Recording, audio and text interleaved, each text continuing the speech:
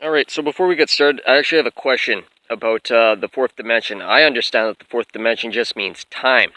It means like this reality beside this reality no longer existing, and then what's to come, which is just in fact this reality. It's like quantified reality. It's not quantified realities, it's just reality. But as far as I know, the fourth dimension also incorporates all aspects of conceptual realities, the imagination, hypothetical, just like conceived realities.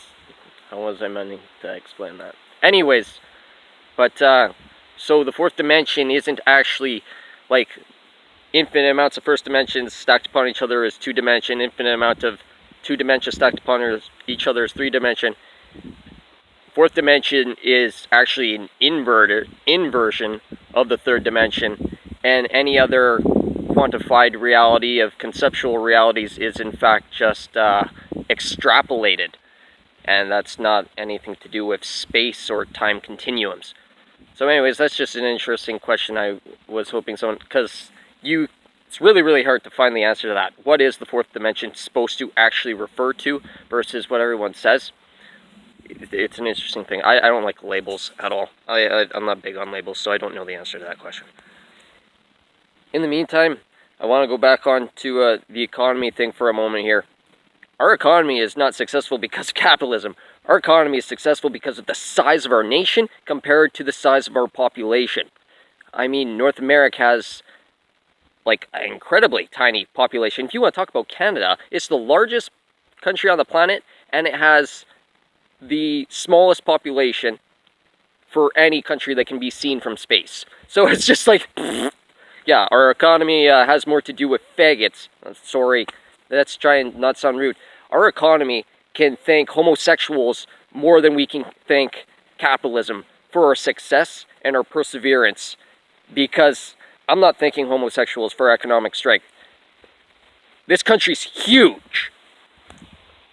But in the meantime, with what I've been saying about Kafirs are not Muslims, and you know that barons and princes in the Middle East are not Muslims because they treat themselves as though they're superior to other Muslims, so they're clearly Kafirs, and their obsession with money and their hoarding of money and their dealing, as in trading with atheists and false religions and other aspects of people for personal gain with complete disregard to the environment, proves that they're not Muslims, they're Kafirs.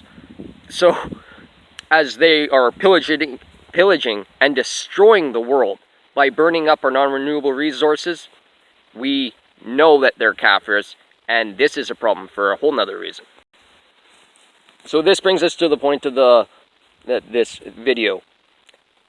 We can verify that they're not Muslims in other ways too, such as by their racism, how much importance and admiration and hope they place in their children. They invest the security of their nation in their children. And this goes into the whole globalist idea of when we're completely out of gasoline, what's going to happen is that the super rich people are all going to become monarchs. They're going to hope to enslave people and use the current monetary system to ensure everyone else remains enslaved.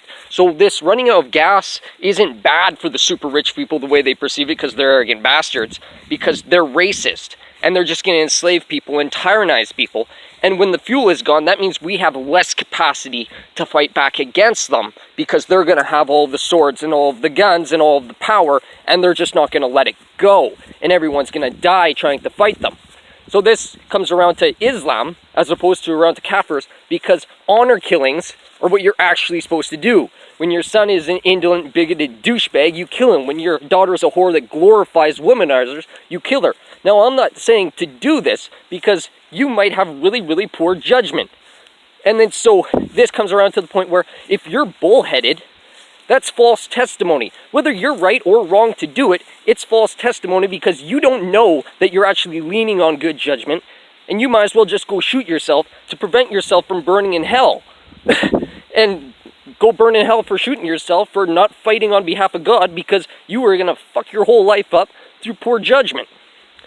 But, so, although I'm not encouraging you to go and kill off your children, the point is that they are not Muslims. And that is an ethical and moral way of looking at the world, because the world loses stability, it loses hope when you got brain dead bastards giving forgiveness to their children and giving them infinite amounts of money and acting like everyone else is second to their own offspring. And that's the point. The world is not second to your offspring. The entire world is superior to your offspring, because your offspring were your choice. And in the meantime, your indolent, worthless piece of shit kid is your fucking problem. And you can fucking go burn in hell for raising them. So, there's a big, broad spectrum here. And I'm not encouraging violence. I'm encouraging you to recognize ethics and morality and implement it with good judgment skills. Or at least recognize good judgment skills. Alright, peace. Have a good one.